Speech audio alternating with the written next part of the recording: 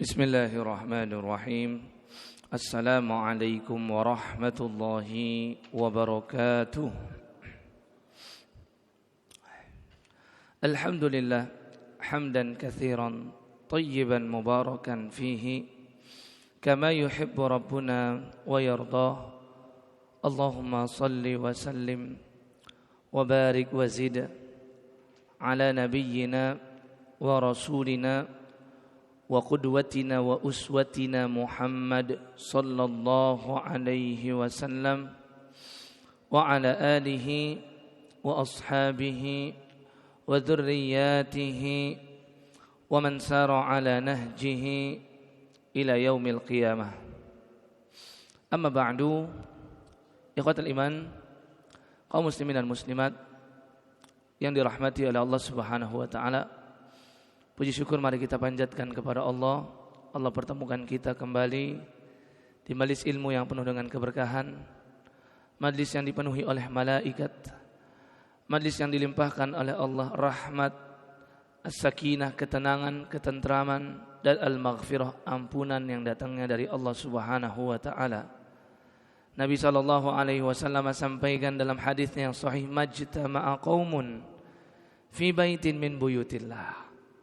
Tidaklah satu kaum umat manusia berkumpul dan berhimpun di dalam rumah Allah seperti kondisi kita saat ini, berkumpul di masjid bukan hanya sekedar untuk menunaikan ibadah salat, bukan sekedar untuk menunggu waktunya berbuka, tapi juga kita isi dengan menuntut ilmu syar'i, mengingat Allah melalui mempelajari syariatnya, mengingat Allah melalui memahami makna daripada Asmaul Husna. Maka Nabi SAW terangkan perbuatan tersebut membuat illa nazalat alaihimus sakinah, membuat Allah turunkan ketenangan dan ketentraman di dalam hati-hati kita. Wa ghasyiyatuhumur rahmah, Allah liputi dengan rahmatnya. Wa haffathumul malaikah, Allah perintahkan malaikat untuk ikut hadir dan menaungi kita semua. Di masjid ini penuh dengan malaikat dan Allah yang lebih tahu dan maha tahu tentang jumlahnya. Dan mereka semua menaungi dengan sayap-sayapnya. Wa dzakarahumullahu fiman indah, dan perbuatan seperti ini, hadir dalam majelis ilmu seperti ini, membuat Allah membangga-banggakan kita, menyebut satu persatu nama-nama kita dan membangga-banggakan kita di hadapan para malaikatnya. Malaikat yang terdekat dengan Allah secara kedudukan dan jabatannya adalah malaikat Jibril sebagai pemimpin dari para malaikat. Kemudian secara kedudukan adalah malaikat pemikul arsy, mereka lah yang paling dekat dengan Allah. Kemudian malaikat yang ada di sekeliling arsy Allah juga sangat banyak jumlahnya. Mereka mendengar nama-nama kita satu persatu disebut oleh Allah Azza wa Jalla dan dibangga-banggakan.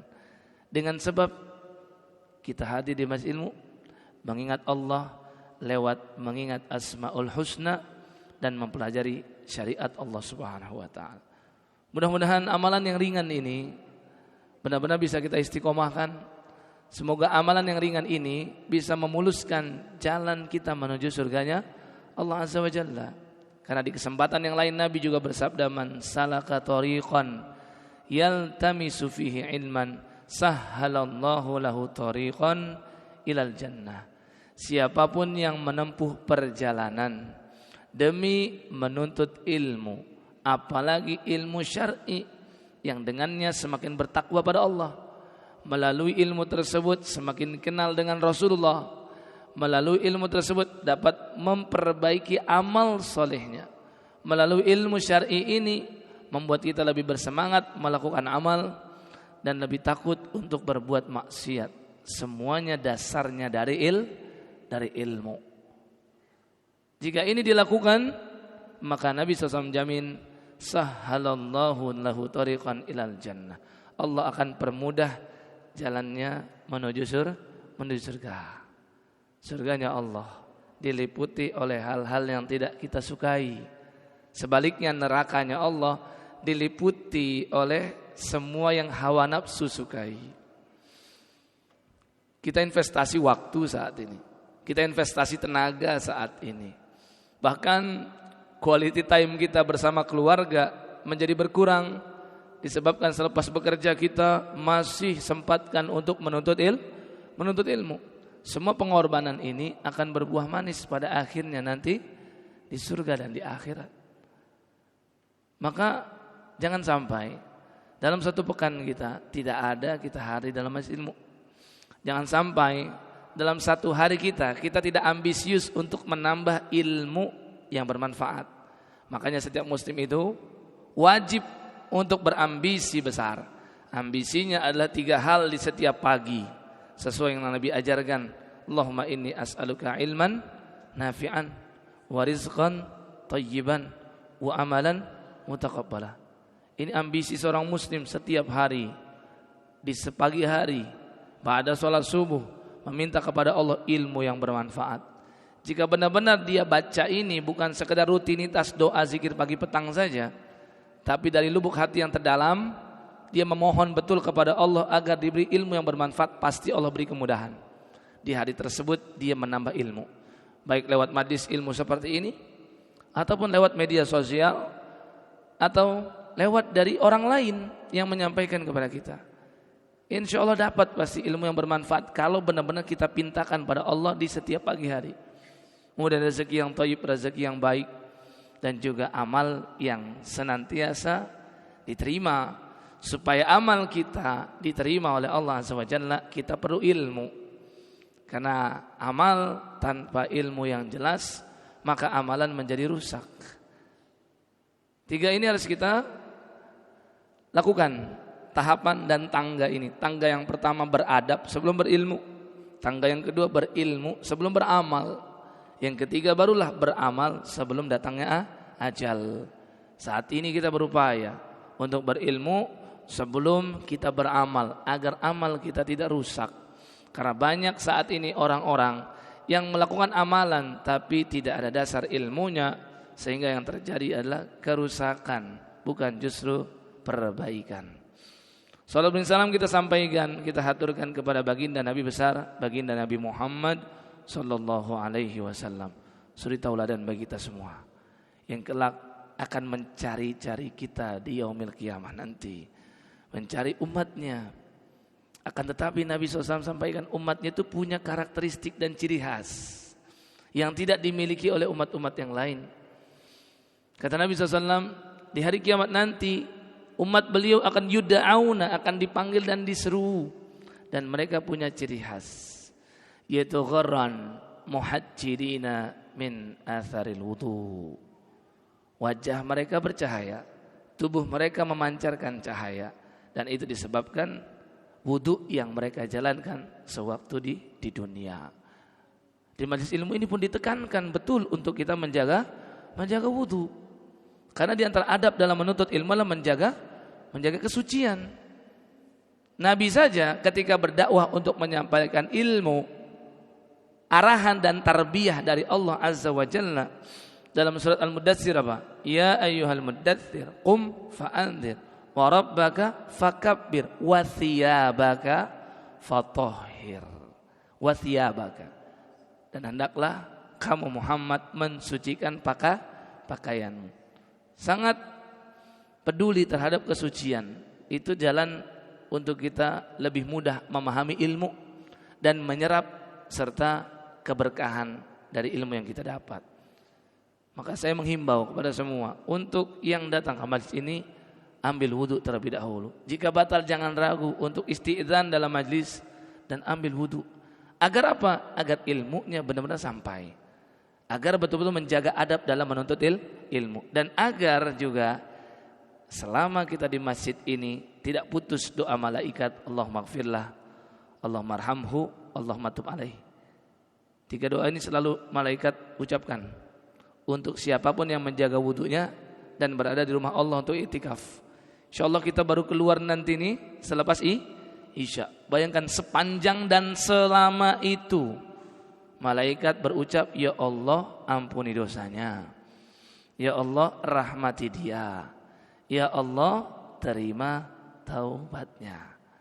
Bukan cuma itu saja, Nabi juga sampaikan, kalau kita sudah berwudu dari awal masuk ke masjid dan kita tidak melakukan dua hal, maksiat di dalam masjid dan batal wudunya, sehingga kalau batal segera ambil lagi. Selama dua ini tidak dilakukan, maka selama itu Allah memberikan dan mengucurkan pahala kita sedang sholat, padahal kita belum sholat, sampai kita keluar dari masjid, sampai sudah selesai. Ini catatan dan syaratnya adalah masuk ke rumah Allah sudah dalam kondisi suci. Sayang sekali, banyak di antara muslimin yang wudunya itu kalau mau sholat, banyak di antara muslimin gak peduli untuk menjaga wudu. Insya Allah kita semua ikhwan di sini, insya Allah yang biasa hadir dalam majelis ilmu biasanya menjaga wudu, insya Allah. Tapi perlu kita himbau buat yang lain, kita ingatkan buat yang lain, agar tidak hanya kita menjaga dalam menuntut ilmu adab-adabnya, tapi juga mendapatkan keutamaan yang tadi disebutkan. Doa dari malaikat dan dicatat oleh Allah sedang sholat dari pukul 5 sampai pukul 7, 2 jam penuh dianggap kita sedang sholat. Padahal kita tak mampu untuk 2 jam non-stop hanya mengerjakan sholat saja secara realnya. Tapi Allah menyediakan ibadah yang ringan, menetap di masjid dan i'tikaf, menjaga wudhu dan tidak bermaksiat, apalagi ditambah dengan menuntut ilmu seperti ini, maka insya Allah akhir dari majlis ini kita kebanjiran pahala dari Allah. Kita banyak sekali ampunan dan diskon besar-besaran ampunan dari Allah Subhanahu wa taala. Semoga Allah limpahkan kita semua keutamaan ini, amin ya rabbal alamin. Yang sekalian dimulakan Allah Subhanahu wa taala, kita lanjutkan lagi pembahasan fi Asmaul Husna. Di pertemuan sebelumnya kita libur ya, bulan lalu. Sebelumnya lagi berarti sudah agak lama itu, kita bahas tentang Ar-Rahman dan Ar-Rahim. Ini seingat saya episode ketiga nih. Jika bulan lalu tidak terjadi libur 4, berarti karena libur ini 3. Kita bahas sudah pertama itu mukaddimah tentang Asmaul Husna. Kemudian kita sambung dengan Ar-Rahman dan Ar-Rahim. Kemudian kita libur. Nah, sekarang ini kita lanjutkan pembahasan 2 Asmaul Husna lagi yang sangat berkaitan erat, yaitu Al-Hayyu dan Al-Qayyum. Gak asing pasti kita dengan 2 Asmaul Husna ini. Sering kita baca dalam ayat kursi Al-Baqarah 255. Insya Allah sehari kita tuh pasti banyak baca ayat kursi kalau kita mengamalkan sunnah Nabi. Minimal setiap pasca sholat wajib, Nabi SAW bersabda, man qara'a ayatal kursi fi duburis sholatil maktubati lam yamna'hu min dukhulil jannah illa an yamut. Siapapun yang membaca ayat kursi setelah sholat wajib, berarti ini dimasukkan ke dalam zikir ba'da sholat. Selain kita tasbih 33, tahmid 33 dan takbir 33, selain kita beristighfar, selain kita Allahumma antas salam, itu ada juga zikir, yaitu membaca ayat kursi. Nabi bilang yang membaca itu setiap habis sholat fi duburi sholatil maktubah, jadi selepas sholat selesai, lam yamna'hu min dukhulil jannah illa an yamut. Dia tidak akan masuk ke dalam surga kecuali dia meninggal. Artinya dia dijamin pasti masuk surga. Penghalangnya tinggal satu aja, pintu kematian. Karena siapapun yang ingin masuk surga harus melalui gerbang kematian. Ya kalau Allah sudah wafatkan dia, pasti dia masuk surga. Tinggal nanti amalannya yang membuat dia tergantung dari 3 kriteria yang masuk surga. Perhatikan teman-teman. Yang pertama, masuk surga tanpa hisab, tanpa azab. Ini yang luar biasa. Enggak kena hisab, tidak diperiksa amalnya dan tidak diaudit, dan tidak terkena azab sedikit pun. Yang kedua, masuk surga kena hisab dulu tapi enggak kena azab. Artinya dia dihisab, dia ditimbang di mizan, dia melewati sirat, dan dia lulus dalam ujian melewati sirat. Dan itu ujian terakhir. Setelah itu dia menunggu Nabi Muhammad SAW di tempat yang namanya Qontoroh. Di situ cuma ada pengadilan kecil-kecilan dengan tujuan untuk menghilangkan rasa nggak enakan kepada saudara muslimnya. Barangkali ini cuman bayangan saya, tidak ada dalilnya hal ini. Di garis bawah di bold ya. Ini bukan dalil. Cuman ketika Nabi jelaskan Allah berikan pengadilan kecil-kecilan untuk menghilangkan rasa nggak enakan kepada muslim. Karena kan kalau sudah masuk surga nggak ada lagi rasa nggak enakan. Barangkali ada yang menikah 2 kali, wanita ditinggal janda, menikah lagi yang kedua dengan suaminya. Nanti kan kelak akan dinikahkan oleh Allah bersama dengan suaminya yang terakhir, atau suaminya yang paling solih, atau suaminya yang dipilih oleh Allah sesuai dengan perselisihan di tengah ulama tentang kasus ini. Tapi intinya dia pasti suaminya satu, karena sampai di surga ya perempuan suaminya satu, laki-laki yang punya istri banyak, bidadari. Ya. Maka barangkali ketika ia berjumpa dengan suami sebelumnya atau apa, itu ada rasa nggak enakan, disitulah akan Allah hilangkan. Barangkali juga dulu ada persaingan dalam beramal solih, merasa ada rival abadi seperti Abu Bakar dan Umar. Itu kan rival abadi itu, rival yang sehat. Tapi ya dalam beramal Abu Bakar selalu ingin unggul, Umar apalagi ingin mengungguli Abu Bakar. Barangkali ada satu hal yang masa nggak enak, maka dihilangkan di Qontoroh itu sembari menunggu Rasulullah SAW. Nah, ini kriteria yang kedua, masuk surga dihisab tapi nggak kena azab, lulus sampai dengan melewati sirat. Ada kriteria yang ketiga, yang ini saya rasa ini mayoritas kebanyakan, masuk surga lewat hisab dulu dan kena azab dulu, karena ada dosa-dosa yang perlu ia pertanggungjawabkan, terutama dosa-dosa dia kepada manusia yang lain, zalim kepada yang lain. Karena kalau dosa dia sama Allah, insya Allah tuh banyak sekali akan Allah maafkan dan ampuni. Makanya dalam hadis qudsi kan Allah berfirman, ya ibadi, hai hamba-hambaku, lau balagot zunubuka anana sama, seandainya dosa-dosa kalian membumbung setinggi langit, banyak betul rekening dosanya tuh, tapi kamu menemuiku, kata Allah, dalam kondisi tidak menyekutukanku dengan sesuatu apapun, menjaga ketauhidannya, maka akan aku beri ampunan.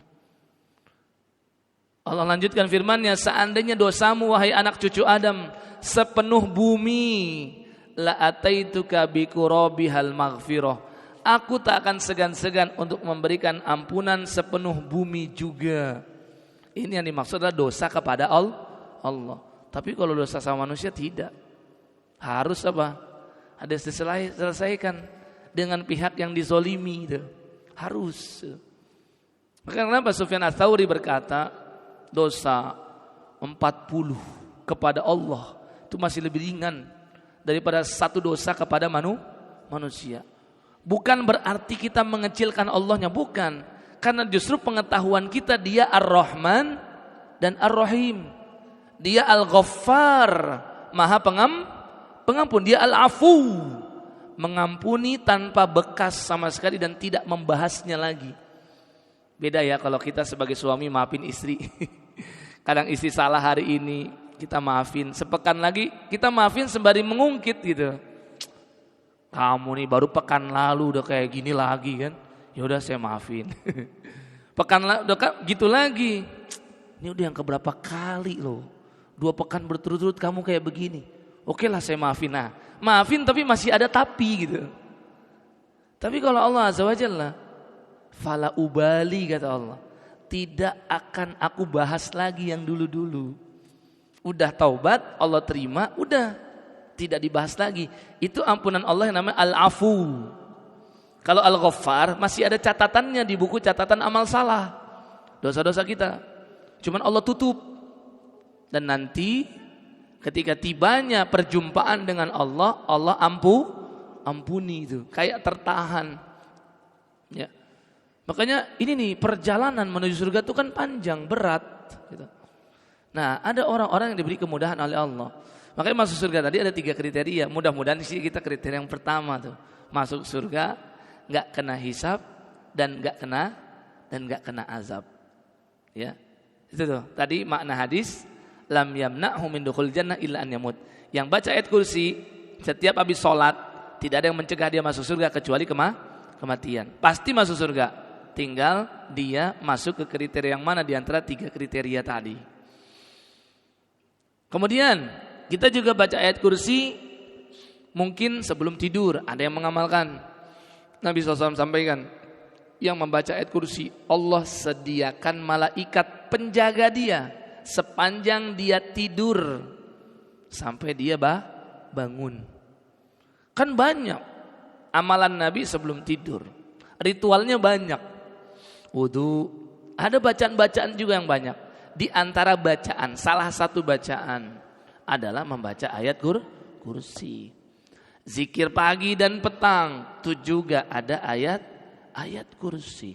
Insya Allah kita dalam sehari itu banyak sekali membaca ayat kursi. Nah, di ayat kursi itu ada 2 Asmaul Husna yang sekarang kita bahas. Allahu la ilaha inna huwal hayyul qayyum. Ada al-hayyu, ada al-qayyum. Al-hayyu yang maha hidup dan tak pernah mati. Dari kata hayatun. Hayatun itu artinya hidup. Al-hayyu yang hidup. Kalau ini untuk Allah Azza wa Jalla berarti maknanya yang maha hidup, karena untuk Allah Azza wa Jalla kehidupannya tidak pernah terputus dengan kematian. Kalau kita sebaliknya, hidup kita itu ada masa putusnya, yaitu kematian. Baru setelah itu hidup lagi abadi di surga. Insya Allah. Al-Hayyu. Al-Qayyum itu punya 2 makna. Karena Al-Qayyum ini dalam bahasa Arab, bagi yang mempelajari ilmu nahwu dan ilmu sharaf, itu akan tahu bahwasanya Al-Qayyum itu asal katanya dari Al-Qaim. Qaim itu berdiri. Tapi kalau sudah Al-Qayyum, tidak hanya berdiri, tidak hanya berdikari, tidak hanya tegak tanpa membutuhkan yang lain, tapi juga berdiri untuk yang lain. Sehingga makna Al-Qayyum itu adalah Allah yang maha berdiri sendiri, tidak butuh makhluknya. Dan makna yang kedua, Allah lah yang selalu dibutuhkan oleh makhluknya atau maha mengurusi makhluk hidup. Sehingga Al-Qayyum itu 2 makna. Hidup untuk Allah, ya, kemudian juga untuk makhluk-makhluknya. Semua itu enggak ada yang enggak diurus sama Allah Azza wa Jalla. Kita, bangsa jin, malaikat, tumbuhan, hewan, planet-planet, semua benda-benda langit dan bumi, semua diatur dan diurus oleh Allah. Itulah makna Al-Qayyum, yang maha mengurusi hambanya. Azannya belum? Tadi ada bunyi apa tadi? Oh iya. Baik, terima kasih kepada Allah Subhanahu wa taala. Di mana kita bisa temukan 2 Asmaul Husna ini? Di antara tadi Al-Baqarah 255. Yang kedua kita temukan di surat Ali Imran ayat yang kedua. A'udzubillahi minasyaitonirrajim. Bismillahirrahmanirrahim. Alif lam mim. Allahu la ilaha illa huwal hayyul qayyum. Ya. Yang ketiga ada di dalam surat Toha surat 20 ayat 111.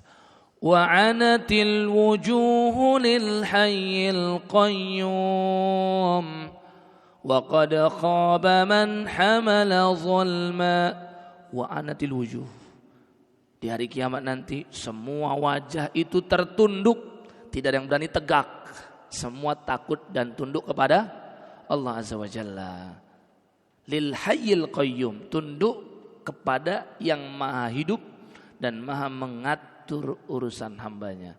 Wa qad khaba man hamala zulma, dan sungguh akan merugi orang-orang yang datang menjumpai Allah membawa kezaliman, membawa dosa maksudnya. Ya, silakan azan. Ya.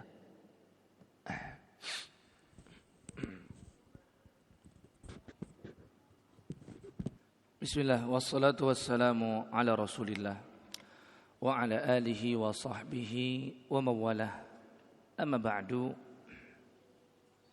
Ikhwatal iman, telah berlalu penyampaian kita tentang Al-Hayyu dan Al-Qayyum, dan satu faedah sudah kita sampaikan, yaitu makna dari masing-masing Asmaul Husna tersebut. Al-Hayyu dari kata hayatun, artinya hidup. Maka Al-Hayyu yang hidup. Karena kita bicara tentang zat dan Tuhan yang hidupnya terus menerus dan tidak pernah mengalami kematian, maka kita maknakan dan terjemahkan Al-Hayyu dengan yang maha hidup. Sedangkan Al-Qayyum dari kata qaimun yang artinya berdiri. Qaimun artinya melakukan sesuatu.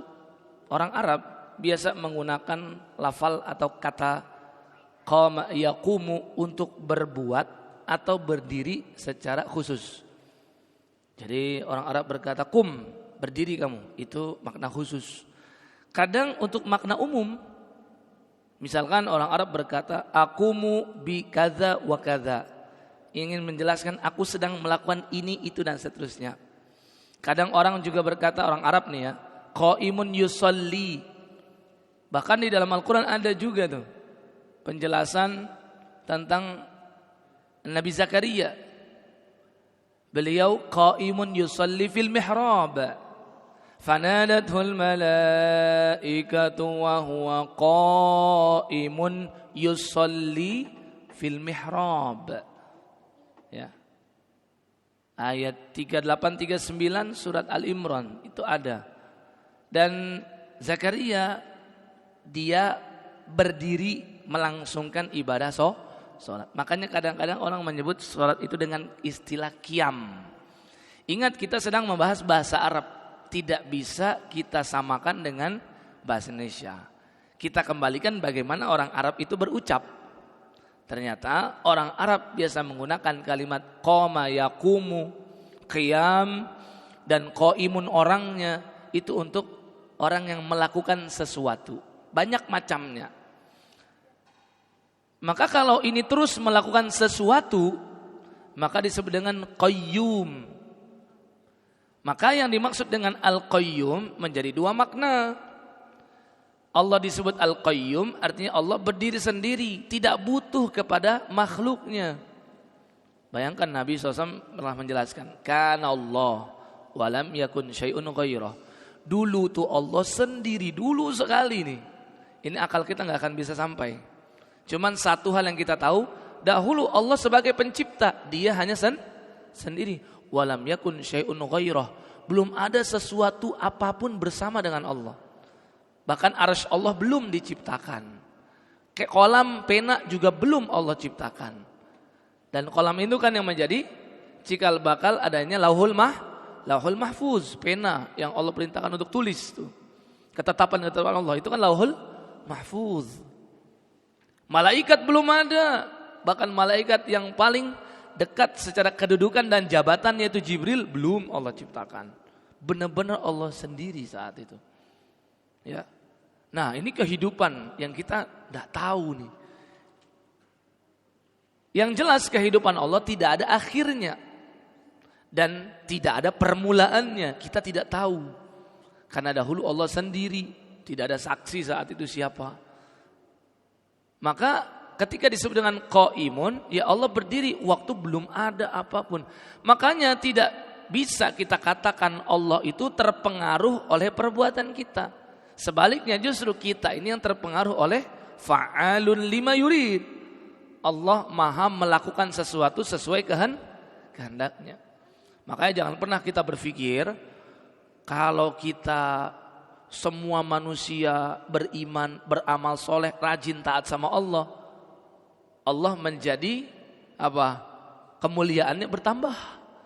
Dan kalau semua umat manusia, bangsa jin juga semua membangkang dari perintah Allah, Allah menjadi terhina. Tidak sama sekali, tidak berpengaruh. Kenapa ya? Allah keberadaannya sudah jauh sebelum kita makhluknya. Itu qaim, berdiri sendiri dan berdikari. Sedangkan disebut dengan qayyum juga karena sebabnya Allah melakukan banyak hal untuk mengatur alam semesta ini, dan kita bagian dari alam semesta ini. Maka semua kehidupan kita diatur oleh Allah. Makanya di surah Ar-Rahman ayat 29 Allah berfirman, yas'aluhu man fis samawati wal ard kulla yaumin huwa fi sya'n. Yang ada di langit maupun yang ada di bumi semuanya itu meminta pada Allah. Meminta kendaraan, meminta motor, meminta istri, meminta pasangan, meminta anak, meminta rezeki, meminta harta benda, meminta jabatan. Banyak yang diminta. Kulla yaumin huwa fi sya'n. Dengan sebab itu Allah setiap hari dalam kesibukan. Artinya kesibukan mengatur alam semesta. Enggak ada yang enggak diatur oleh Allah Azza wa Jalla. Makanya tidak pantas kan Allah itu ngantuk apalagi tidur. Itulah disebutkan dalam surat, dalam ayat kursi Al-Baqarah 255. Allahu la ilaha illa huwal hayyul qayyum la ta'khudhuhu sinatu wala naum. Allah tidak ngantuk wala naum, apalagi tidur. Tidak seperti yang diyakini oleh ahlul kitab. Di dalam kitab Injil misalkan disebutkan 7 hari dalam 1 pekan. Allah ciptakan alam semesta 6 hari. Hari Ahad, hari Senin, hari Selasa, Rabu, Kamis, sampai dengan hari Jumu'ah. Di hari Sabtu Allah beristirahat. Itu menurut mereka, keyakinan mereka. Dahsyat ya ucapan ini ya. Sama saja menganggap Allah itu tidak maha kuasa. Sama saja menganggap Allah itu lemah. Hanya karena menciptakan alam semesta terus Allah butuh Bagaimana coba? Logikanya kemana? Jika Tuhan itu butuh istirahat.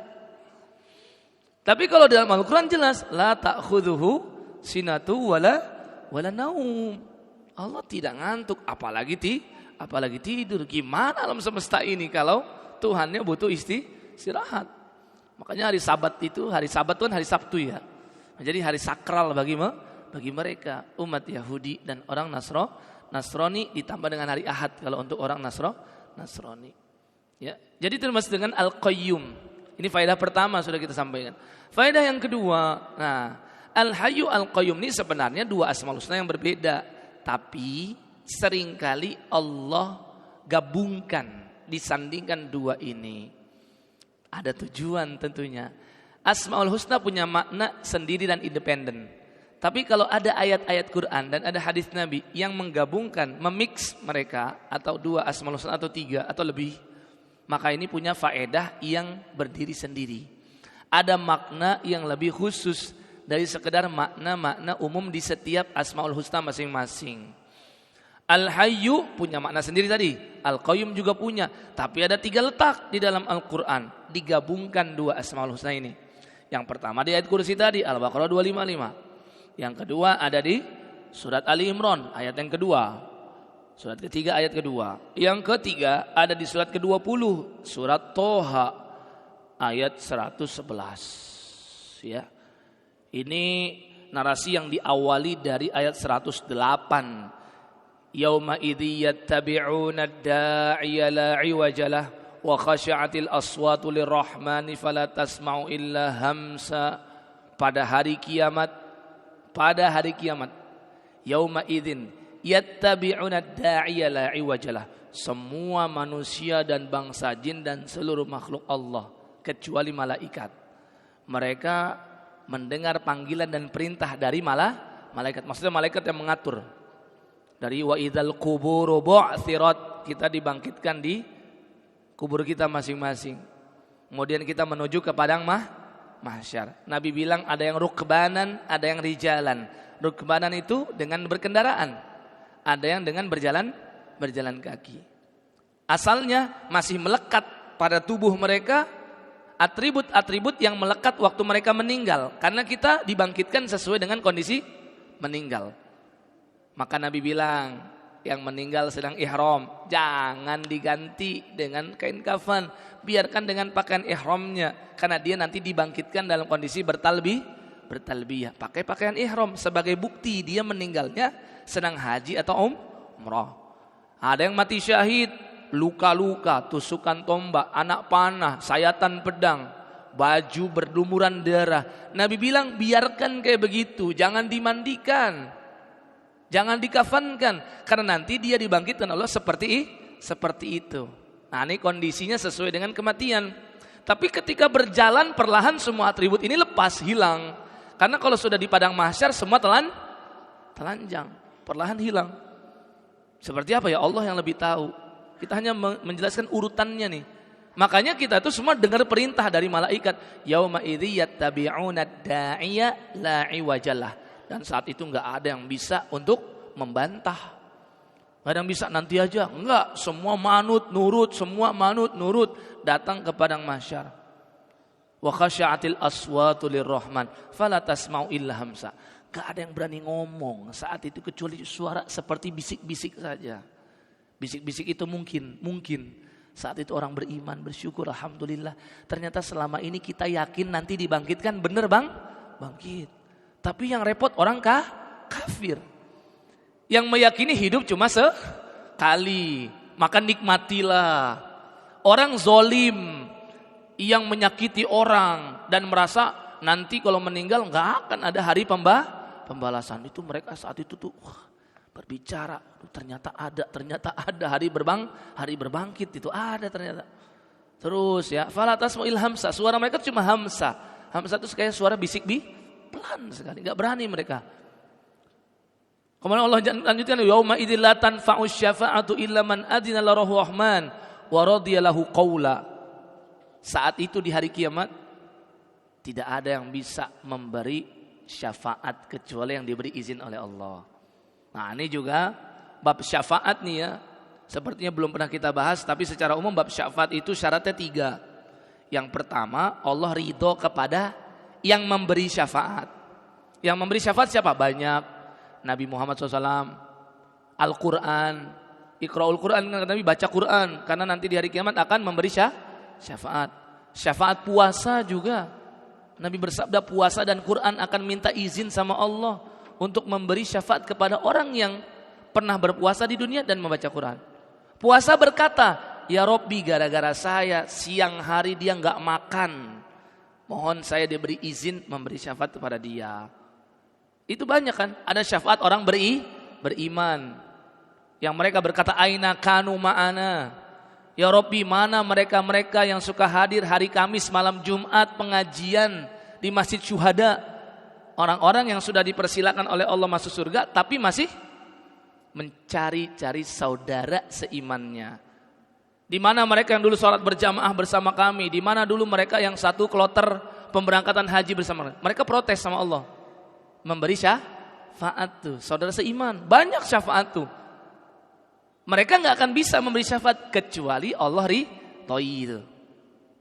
Yang kedua, Allah meridhoi orang yang diberi syafaat. Bukan cuma orang yang memberi, yang diberi pun Allah ridhoi. Kayak kita nih berharap syafaat dari Nabi, berharap membaca Quran mendapat syafaat. Syaratnya ya Allah ridho dulu sama kita. Gara-gara apa? Gara-gara kita selalu taat pada Allah. Maka lucu kan orang-orang yang mengharap syafaat Nabi, nyanyi-nyanyi sholawat gak jelas, tapi justru amalannya menyimpang dari sunnah Nabi. Lupa mereka bahwasannya Nabi tidak akan diberi izin oleh Allah memberi syafaat kecuali kitanya nih yang diberi, sudah diberi izin, sudah diridhoi oleh Allah. Gimana bisa kadang kita saksikan orang dengan dasar cinta sama Nabi tapi ternyata gak sholat. Sampai ada yang nyeleneh berkata cukup sholawat sama Nabi walaupun gak sholat katanya, walaupun gak puasa. Bagaimana?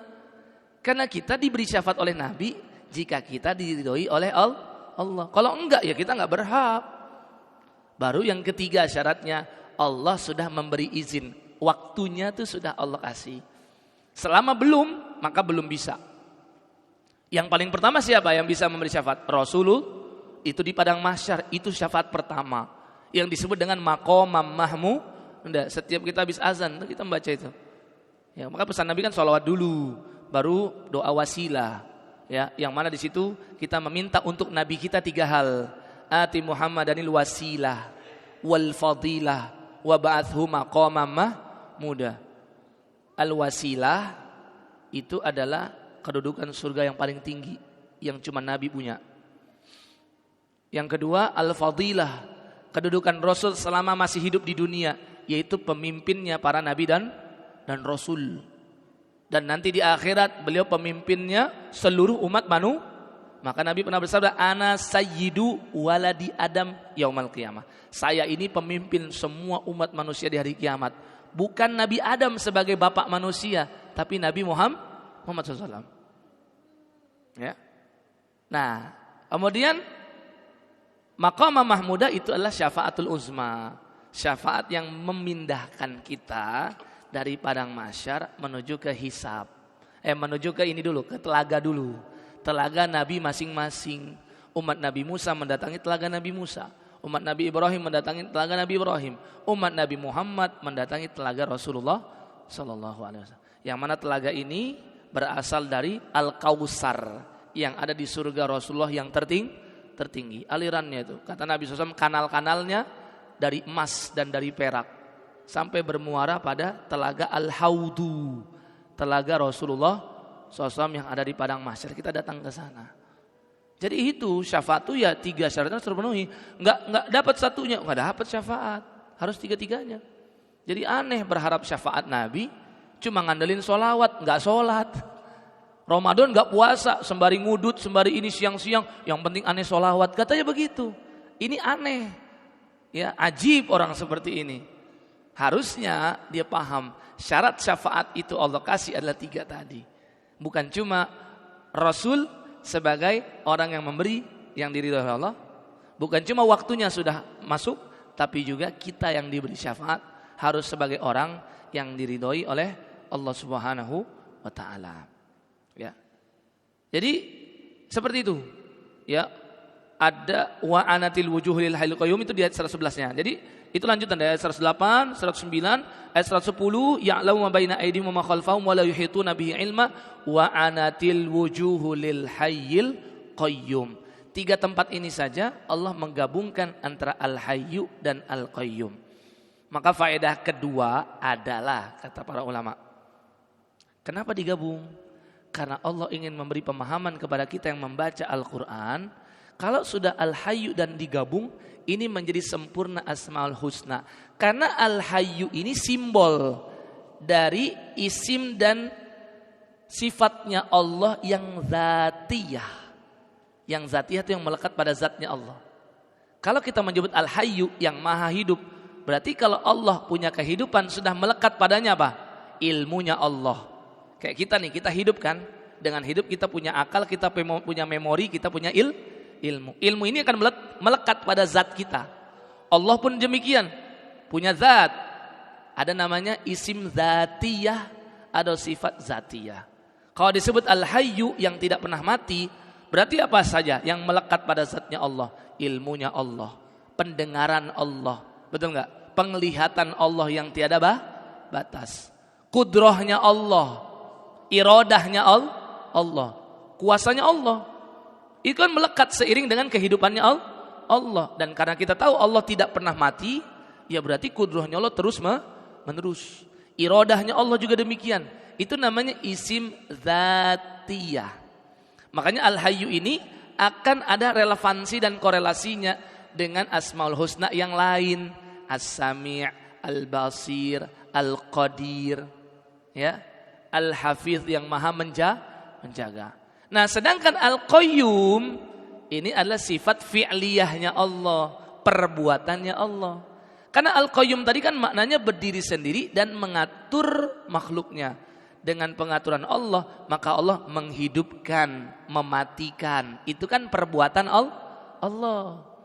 Memberi rezeki. Ya.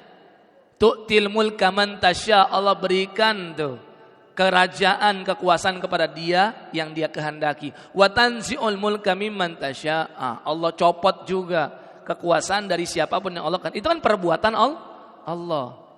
Memberi rezeki, memuliakan hamba dan menghinakannya, menyempitkan rezeki dan meluaskannya. Itu semua perbuatan Allah berkaitan dengan Al-Qayyum. Kalau dua ini digabung udah lengkap Asmaul Husna. Kalau dua ini digabung, Al-Hayyu dan Al-Qayyum, sudah lengkap Asmaul Husna. Karena semuanya berkaitan tuh. Ya, antara perbuatan Allah terhadap makhluknya, bukan cuma kita ya, semua makhluk Allah, dan juga sifat yang melekat pada zatnya Allah Subhanahu wa ta'ala. Faedah yang kedua. Faedah yang ketiga, nah, Al-Hayyu dan Al-Qayyum juga sering Allah pisahkan satu persatu di dalam ayat-ayatnya. Enggak selalu Allah gabung. Kalau digabung menunjukkan kesempurnaan Asmaul Husna. Kalau dipisah, maka Allah ingin merincikan lebih lanjut tentang apa itu makna Al-Hayyu lebih rinci dan apa itu makna Al-Qayyum lebih spesifik. Misalkan dalam surat Ghafir ayat 65, kami kutip nih dari kitab Fikih Asmaul Husna. Allah berfirman, "Huwal hayyu la ilaha illa huwa fad'uuhu mukhlishina lahuddin. Alhamdulillahi rabbil alamin." Di sini Allah menyebutkan Al-Hayyu tanpa Al-Qayyum. Yang ingin Allah tekankan di ayat ini adalah tentang Al-Hayyu itu sendiri. Ya, kalau tadi dengan Al-Qayyum berarti kesempurnaan semua Asmaul Husna. Dialah Allah yang maha hidup dan kekal. La ilaha illahu. Nah, lanjutannya apa? Tiada Tuhan yang berhak diibadahi selain Allah. Kalau manusia ingin beribadah dan menyembah kepada sesuatu, harus mikir dulu kepada sesuatu yang selalu hidup dong. Masa pada sesuatu yang akan mati. Ini kan bisa kita tujukan kepada hamba-hamba Allah yang saat ini menyembah selain Allah. Ada yang menyembah patung. Patung jelas dibuat oleh manusia. Akalnya kemana?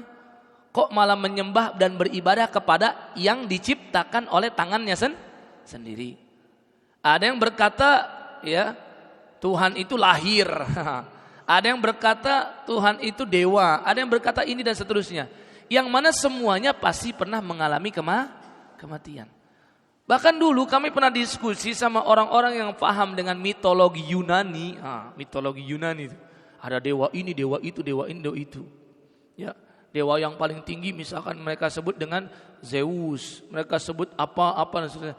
Ternyata mereka semua pun mengalami kematian juga. Lalu bagaimana? Yang mereka sembah justru mengalami kematian. Allah tegaskan, Allah itu maha hidup dan tidak akan mati dan selalu kekal. Jika ada sesuatu yang kekal abadi tak pernah mengalami kematian, kepada dialah kita akan menyembah dan beribadah. Dan hanya dialah yang pantas untuk mendapatkan peribadahan dari manusia. Maka Allah tutup dengan fad'uuhu mukhlishina lahuddin. Sembahlah dia Allah dengan cara memurnikan ibadah kepadanya. Memurnikan ibadah maksudnya apa? Ikhlas. Ya kan, mukhlishina lahuddin. Ikhlas karena Allah, bukan karena sebab yang lain. Kalau ada sebab yang lain berarti mulai ada tersusupi penyakit riya. Dan riya itu menggerogoti amal kita. Semakin besar riyanya, semakin besar pahala yang berkurang. Semakin sedikit riyanya, maka makin sempurna pahalanya. Jika enggak ada riyanya sama sekali, Masya Allah, pahalanya berlipat ganda dari Allah Subhanahu wa ta'ala. Ya. Kemudian Nabi juga suka berdoa, Allahumma laka aslamtu wa bika amantu wa alaika tawakkaltu wa ilaika anabtu wa bika khasamtu. Ya Allah, laka aslamtu, hanya kepadamu aku berserah. Wa bika amantu, hanya kepadamu aku beriman. Wa alaika tawakkaltu, hanya kepadamu aku menggantungkan diriku. Ya, bertawakal kan menggantungkan diri. Kemudian apa? Wa ilaika anabtu, hanya kepadamu aku bertaubat. Wa bika khasamtu, dan hanya kepadamu aku bermunajat. Nabi lanjutkan doanya, a'udzu bi'izzatika la ilaha illa anta antudillani antal hayyul ladzi la tamutu wal jinnu wal insu yamutun. Nah, jadi kalau dalam Quran dan dalam hadis kalau al-hayyu dipisah berarti tujuannya ingin sekaligus menjelaskan lebih rinci apa itu al-hayyu. Setelah Nabi tadi memuji Allah, baru Nabi memohon perlindungan. A'udzu bi'izzatika, aku berlindung melalui izzahmu, kemuliaanmu ya Allah. La ilaha illa anta, tiada Tuhan yang berhak disembah dan diibadahi selain Engkau. Antudillani, agar jangan Engkau menyesatkan diriku ya Allah. Artinya selalu diberi hidayah. Antal hayyu, Engkaulah yang maha hidup. Alladzi la tamutu, yang mana Engkau tak pernah mati. Wal jinnu wal insu yamutun, sedangkan jin dan manusia mereka pasti mengalami kematian. Jadi kan di sini sekaligus Nabi ingin menerangkan kepada kita, kehidupan Allah beda dengan kehidupan jin dan manusia. Kalau kehidupan jin dan manusia pasti mengalami hentinya, kehidupan mereka pasti mengalami kematian. Tapi kalau Allah itu tidak. Ada lagi yang lebih spesifik dari hadis ini, ada ketika peniupan sangkakala. Nabi bercerita dalam hadis riwayat Ibnu Hibban, disahihkan oleh beliau dari sahabat Abu Hurairah. Nabi bercerita ketika tiupan sangkakala. Tiupan sangkakala itu selisih pendapat ya di tengah ulama. Ada yang mengatakan 2 kali, ada yang mengatakan 3 kali. Jumhur mengatakan 2. Yang mengatakan 3 dan Imam Ibnu Taimiyah mengatakan 3. Ibnu Katsir juga mengatakan 3. Ya. Kalau yang mengatakan 2, mereka cenderung mengambil firman Allah surat An-Nazi'at. Ya. Ayat 6, 7 dan 8. Wan nazi'ati gharqa wan nasyitati nashta sampai pada yauma tarjufur rajifah tatba'uhar radifah. Allah menyebutkan 2 jenis tiupan, namanya rajifah dan radifah. 2 kali tiupan. Di hadis Nabi disebutkan jaraknya 40. Tapi Nabi enggak tahu 40 hari, 40 tahun, 40 pekan, Allah yang lebih tahu. Ini berdasarkan pendapat jumhur mengatakan 2 kali. Kalau Imam Ibnu Katsir, Ibnu Taimiyah dan ulama tafsir yang lain sebagian mengatakan 3. Karena di dalam ayat Quran disebutkan nafkhatul faza', tiupan yang menakut-nakuti saja. Sampai manusia yang masih hidup saat itu panik. Sampai saat itu ibu-ibu yang sedang hamil langsung brojol di tempat, kabur meninggalkan bayinya saking takutnya. Yang sedang menyusui juga dilepas bayinya. Itu digambarkan Allah di surah Al-Hajj ayat kedua. Surat 22 ayat kedua. Ya. Itu nafkhatul faza', tiupan yang menakut-nakuti. Yang kedua nafkhatus sa'iq, tiupan yang mematikan. Yang masih hidup langsung mati semua. Baru yang terakhir, yang ketiga nafkhatul ba'ats, tiupan yang membangkitkan. Nah, di bagian yang tiupan mematikan ini nih, malaikat peniup sangkakala atau Israfil, ya, itu kan mengalami kematian juga. Dicabut oleh malaikat pencabutnya nyawa. Maka malaikat pencabut nyawa itu menghadap Allah saat itu. Allah bertanya kepada malaikat pencabut nyawa, malakul maut, siapa yang masih tersisa? Di sini ingin menunjukkan kehidupan Allah. Ini yang enggak pernah ada kematian. Maka malaikat pencabut nyawa berkata, baqita antal hayyul ladzi la tamut. Yang masih tersisa, Engkaulah ya Allah yang maha hidup dan kekal, tidak pernah mengalami kematian. Wa baqitu ana, sisa saya juga masih hidup. Wa baqiya Jibril wa Mikail, dan Jibril dan Mikail juga masih hidup. Artinya apa? Malaikat pemikul arsy pun dimatikan oleh Allah, dan ini semakin menunjukkan Allah tidak butuh dengan malaikat. Maka Allah berfirman, "Falyamut Jibril wa Mikail."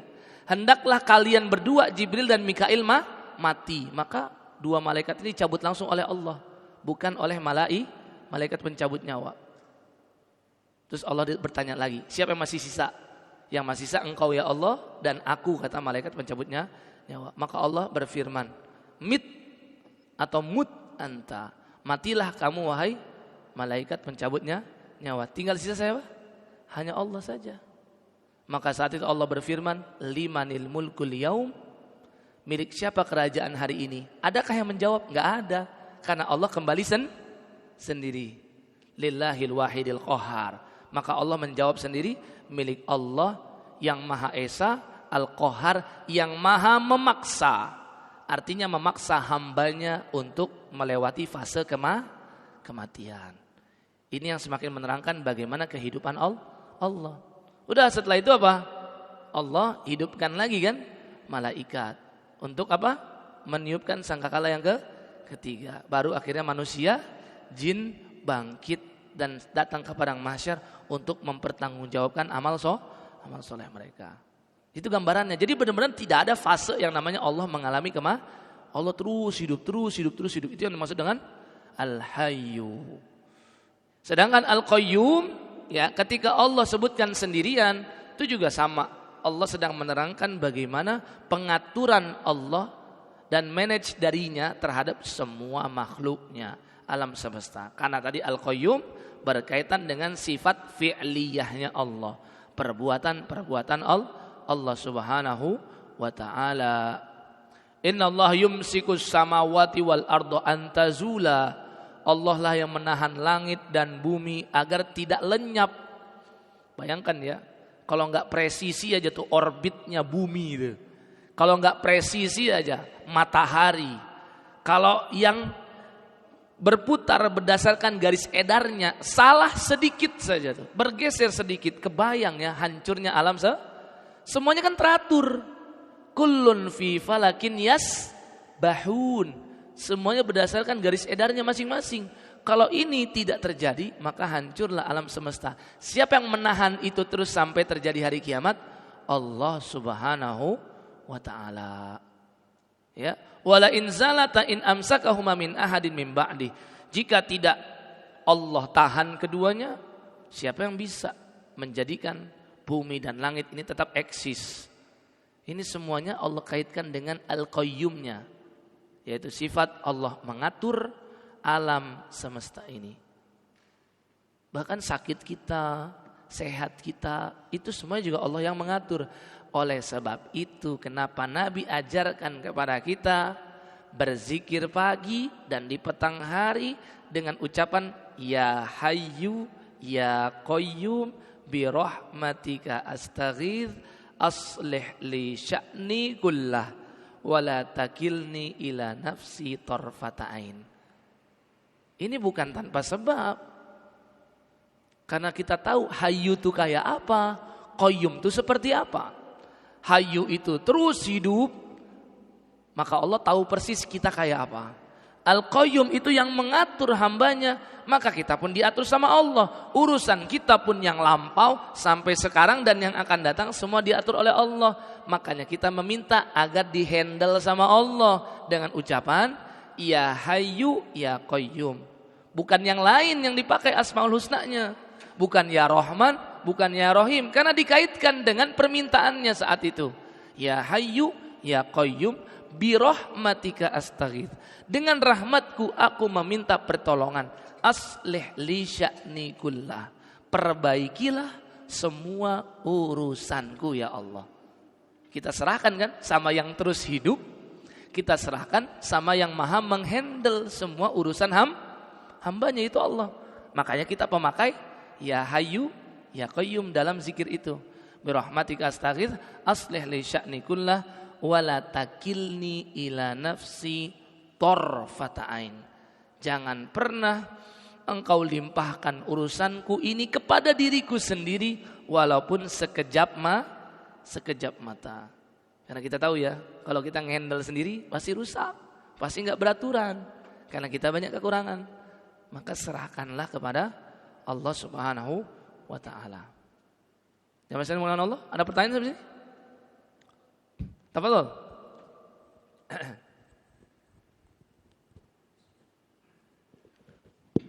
Bismillah, assalamualaikum warahmatullahi wabarakatuh. Waalaikumsalam. Barakallahu fi Ustaz. Terima kasih atas kajian pada sore hari Ustaz. Pertanyaan anak Ustaz. Allah menciptakan manusia yang pertama kali adalah Nabi Adam alaihissalam. Kemudian sampailah kepada fase Nabi Nuh alaihissalam. di mana pada masa fase Nabi Nuh alaihissalam Allah berikan cobaan yang sangat besar, yaitu berupa banjir yang sangat besar, yang kemungkinannya 100% pada saat itu manusia semua wafat, meninggal, kecuali orang-orang yang beriman kepada Allah dan ikut serta di dalam perahu Nabi Nuh alaihissalam. Yang jadi pertanyaan, di situ kan di dalam perahu hanya orang-orang yang beriman beserta Nabi Nuh alaihissalam. Semua manusia mati, meninggal. Yang jadi pertanyaan berikutnya, mengapa manusia-manusia setelah itu ada yang beriman selain kepada Allah? Dia menyembah patung, menyembah hewan, menyembah matahari dan lain sebagainya. Padahal asal muasalnya di dalam perahu itu adalah orang yang beriman yang mengikuti Nabi Nuh. Tolong penjelasannya Ustaz. Syukran. Ahsantum. Wa barakallahu fi ilmikum. Jadi begini. Nabi SAW pernah ditanya oleh sahabat Abu Dzar Al-Ghifari tentang para nabi dan rasul. Dan Abu Dzar ini termasuk sahabat yang paling berani menanyakan masalah kayak gini. Nah, di antaranya dia bertanya jarak antara Nabi Nuh dengan Nabi Adam alaihissalatu wassalam. Ternyata Nabi kasih tahu timelinenya sekitar asyratu kurun. Asyra itu 10. Kornun itu artinya 100 tahun. Biasa kita sebut 1 abad ya. Kalau milenial 100 abad 1000. 1000 ya. Berarti abad bahasa kita kan. Nabi berkata, asyratu kurun. Berarti 100 abad dikali 10. Sekitar 1000 tahun. Panjang sekali ya jemaah. Bayangin 1000 tahun. Jadi jarak dari Nabi Adam ke Nabi Nuh itu udah 1000 tahun. Kita ini berapa Masehi? 2025. Jadi memang jaraknya sangat jauh. Dan Nabi tegaskan, memang kesyirikan pertama kali itu terjadi di zaman Nabi Nuh. Setelah Allah Azza wa Jalla atau sebelum Allah Azza wa Jalla berikan banjir bandang yang paling hebat, yang menurut para mufassirin di antara Imam Ibnu Katsir rahimahullah rahmatan wasi'ah, itu enggak ada permukaan tanah lagi kecuali ketutupan air gitu. Luar biasa saat itu ya. Dan itu setelah Nabi Nuh berdakwah. Dan Allah jelaskan dakwah Nabi Nuh itu 950 tahun. Ada di surat Al-Ankabut surat 29 ayat 14. Ya, falabitha fihim alfasanatin illa khamsina ama. Nabi Nuh berdakwah membersamai umatnya, labitha fihim, hidup bersama dengan mereka, alfasanatin 1000 tahun illa khamsina ama, dikurangin 50. Berarti 950 ya. Di sini ulama beda pendapat. Apakah yang dimaksud Allah adalah usianya Nabi Nuh, atau ini masa baktinya Nabi Nuh saja untuk berdakwah, khidmahnya. Bayangin ya. Kalau boleh saya mengutip perkataan Imam At-Tabari dalam kitab Jami'ul Bayan fi Ta'wili Ayil Quran, salah satu tafsir yang klasik. Beliau berpendapat 950 itu bukan usianya, tapi masa bakti beliau berdakwah. Bayangin. Sampai beliau yang termasuk mengatakan, sebelum terjadinya banjir, Nabi Nuh itu hidup sekitar 300 tahun lebih. Bayangin, 300 tahun hidup terus diangkat menjadi utusan Allah tuh. Kalau Nabi Muhammad kan diangkat usia 40. Ya kan? Beliau setelah 300 tahun hidup jadi manusia biasa aja gitu. Kayak orang umumnya, terus dapat wahyu, berdakwah 950 tahun. Setelah diselamatkan dari banjir, beliau hidup lagi 300 tahunan lagi, bayangin. Intinya hidupnya beliau tuh 1 abad kurang sedikit atau lebih lah. Bukan 10 abad ya, 1000 tahun kan? 1000 tahun tuh. Dan jarak dari beliau ke Nabi Adam sebelumnya ada 1000 tahun. Itu hadisnya sahih. Selama itu manusia tuh perlahan mulai apa? Melakukan kesyirikan dengan cara apa? Ini syirik dari dulu klasik sampai sekarang. Mengkultuskan manusia. Mengkultuskan orang soleh. Menganggap orang soleh itu punya sesuatu yang berbeda dengan orang umumnya. Yang berkata kalau sudah kiai itu boleh pegang-pegang, cium-cium santriwatinya. Terjadi gak sekarang? Terjadi gak sekarang? Gara-gara manusia sendiri mengkultuskan orang yang berilmu. Coba, Nabi saja sebagai orang yang paling berilmu tidak pernah bersentuhan dengan wanita yang bukan mahram. Ditekankan oleh ibunda Aisyah sebagai istrinya, tidak pernah tangan Nabi bersentuhan dengan wanita bukan mahram. Terus Nabi juga pernah diminta oleh para emak-emak, ya Rasul, kami mau baiat engkau sebagaimana jamaah bapak-bapak. Kemarikan tangan engkau, kan kalau baiat dikumpulin tangannya. Nabi bilang apa? Saya dari sini aja. Saya angkat tangan saya. Kalian para wanita kumpulkan tangan kalian. Coba gimana Nabi menjaga dirinya. Itu Nabi loh. Orang sekarang kalau udah dianggap kiai, dianggap ustadz besar, jadi boleh gitu pegang-pegang sama wanita. Dengan alasan ya pendidik apa. Akhirnya terjadi kan sekarang yang gak mau kita. Ya kita lihat banyak miris sekarang. Pencabulan, mohon maaf. Baik santriwati maupun santriwan lagi sekarang. Ya Allah, yang laki-laki juga kena. Ini kami tahu sendiri nih. Salah satu murid kami punya kakak pesantren di Sukabumi itu. Mohon maaf, ini nyata. Dan ini sebagai koreksi bagi orang-orang seperti kami, dai-dai ini. Harus bertakwa pada Allah. Modus operandinya apa? Pijit-pijit Pak Ustadznya. Habis apa? Setoran Quran. Bayangin. Pesantren menghafal Quran di bilik-bilik kecil. Kemudian habis hafalan pegang-pegang. Ustadznya diminta pijitin ke atas, ke tempat-tempat yang itu terjadi benar. Makanya tindakan seperti ini harus kita tahu. Tidak boleh kita mengkultuskan manusia. Memuliakan iya. Nabi, saya sekarang begini sama para guru-guru, para ustadz juga. Kenapa Anda itu selalu menuntut jamaah untuk mencium tangan, tapi di sisi lain, di waktu yang lain, Anda tidak menjabat tangannya seperti Rasul? Kan yang diajarkan sama Nabi dua ya. Nabi pernah gak dicium tangannya? Pernah. Ada riwayatnya. Anas bercerita, Abu Hurairah bercerita.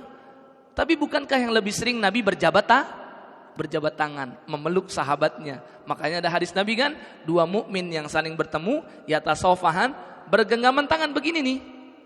Ya, selama belum lepas maka dosanya bergugur. Sekarang kita lihat para guru itu kayaknya gila hormat gitu loh. Ini koreksi buat guru-guru yang tidak lurus ya. Enggak semua kita mengeneralisir guru. Ya, harusnya dia ajarkan kepada santrinya.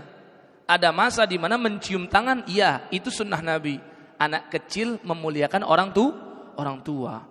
Tapi ada kalanya si ustadz ini humble kepada yang lain. Apalagi santri yang sudah mulai besar, sudah bisa berdiskusi, jabat tangannya. Saya pun kadang saya tolak, saya tahan gitu kan. Kenapa? Kalau terus menerus begini, sampai yang lebih tua pun cium tangan sama dia. Itu banyak kita temukan. Ustadz yang datang berceramah di panggung, ada bapak-bapak tua. Datang tuh cium tangan sama dia. Padahal dia jauh lebih tua. Dan dianggap ini adab di atas segala Mohon maaf, justru yang terjadi mengkultuskan. Sampai kalau momentum lebaran, Pak Kiainya itu di pendopo, duduk di singgasana, orang yang datang itu ngelepas sendalnya, ngesot-ngesot. Cuma buat salaman, bener gak? Ini memang dari dulu. Kesyirikan pertama itu adalah mengkultuskan orang soleh. Maka Allah sebutkan di surat Nuh, gak Allah tinggalkan. Di Nabi Adam gak ada kesyirikan, tapi di Nabi Nuh itu ada. Yaitu di ayat ke-23 surat Nuh. Wa qalu la tadharunna alihatakum wa la tadharunna waddan wa la suwa'an wa la yaghutz wa ya'uq wa nasr. 5 orang soleh pas meninggal masyarakat enggak menerima, enggak bisa move on dari meninggalnya 5 orang ini. Karena saking 5 orang ini benar-benar ibadahnya kenceng, hubungan sosialnya juga baik. Maka orang tuh setiap kali itu menyayangkan, aduh udah meninggal ya, aduh sayang sekali. Gak ridho gitu loh. Makanya disitulah setan masuk. Kata Imam Ibnu Katsir dalam kitab tafsir beliau, bagaimana talbisu iblisnya, tipu dayanya, yaitu dalam tidur mereka setan datang, membisikkan kepada mereka, Kalau kalian rindu kepada orang-orang soleh itu, kenapa enggak kalian bikin lukisan mereka, dibuat, kemudian diletakkan di kuburan. Setiap ziarah kalian megang-megang itu lukisannya. Setelah dibuat, setan menawarkan lagi, daripada capek-capek ke kuburan, mending bikin lukisannya, buat kopiannya di rumah. Setiap kali rindu, sentuh tuh lukisan. Datang lagi setan di mimpi yang keberapa, itu bertahun-tahun tentunya, bertahap, pelan-pelan, slowly but surely gitu kan, perlahan tapi pasti gitu, terus dibisikkan. Akhirnya dibikin patung diletakkan di kuburan. Setiap datang ziarah malah muter-muter kayak tawaf gitu. Setelah itu dibilang lagi, daripada ke kuburan capek-capek, mending letakin di rumah patung itu. Gitu perlahan. Keturunan mereka nggak dapat ilmu dari pendahulu mereka tentang sikap mereka kenapa berbuat ini terhadap patung. Padahal dulu cuma sekedar rindu, tapi terputus di sini ilmu. Yang tua nggak sempat menyampaikan kepada yang muda, makanya kan butuh ada regenerasi terus kan. Memahami tauhid itu harus terus. Jangan sampai di sebuah masjid udah nggak ada lagi kajian tauhid karena udah khatam Pak Ustadz kemarin. Iya khatam buat yang bapak-bapak sekarang. Yang muda lahir lagi generasi baru. Mereka perlu belajar tauhid lah. Terus berkesinambungan. Kenapa terputus? Yang muda mengira, oh orang tua kita ngelus-ngelus, minta-minta. Akhirnya terjadilah penyembahan kepada patung. Terus akhirnya binasa. Udah suci lagi muka bumi ini dari kesyirikan. Terus bagaimana setelahnya? Ya itu, lagi-lagi seperti itu. Orang-orang soleh meninggal terlalu dimuliakan, terlalu dikultuskan. Makanya Nabi pun dulu berkata, kuntu nahaitukum an ziyaratil kubur. Kalau kalian masih ingat wahai sahabatku, dulu saya melarang kalian ziarah kubur. Dulu dilarang. Bukan benar-benar dilarang ziarahnya, karena masih kental kesyirikan melekat pada mereka. Ini orang soleh. Buktinya sekarang banyak kuburan yang banyak toppingannya. Toppingannya tuh bunga-bunga macem-macem, sampai lampu-lampu, ruangan khusus, yang mana kalau sudah masuk ke situ harus khidmat, menghadirkan kekhusyuan. Giliran ke masjid biasa-biasa aja. Terjadi hal pergeseran ini. Harusnya lebih bisa menghadirkan khusyuk di masjid daripada akhirnya di situ dilakukan sholat, akhirnya dilakukan ibadah, akhirnya disembah-sembah. Inilah yang terjadi perlahan. Terus keterputusan ilmu tentang tauhid yang murni membuat akhirnya kesyirikan muncul lagi. Ya, makanya jangankan Nabi Nuh, di zaman kita pun masih banyak yang seperti ini. Ya, makanya kenapa Nabi selalu tutup pintu-pintu kesyirikan sekecil apapun. Wallahu a'lam bishawab. Ya. Baik, misalnya mengenai Allah Azza wa Jalla, ya, kita akhiri, dapat kita 3 faedah besar ya tentang Al-Hayyu dan Al-Qayyum, dan kita kembangkan dengan forum tanya jawab tadi. Mudah-mudahan apa yang kita sampaikan dan kita bahas hari ini menambah keimanan kita, menambah ketakwaan kita pada Allah Subhanahu wa taala, dan semoga menjadi ilmu yang bermanfaat, bukan sekadar wawasan saja. Amin ya rabbal alamin. Mari kita akhirnya tutup dengan melafalkan subhanakallahumma wa bihamdika asyhadu an la ilaha illa anta astaghfiruka wa atubu ilaik. Wassalamualaikum warahmatullahi wabarakatuh.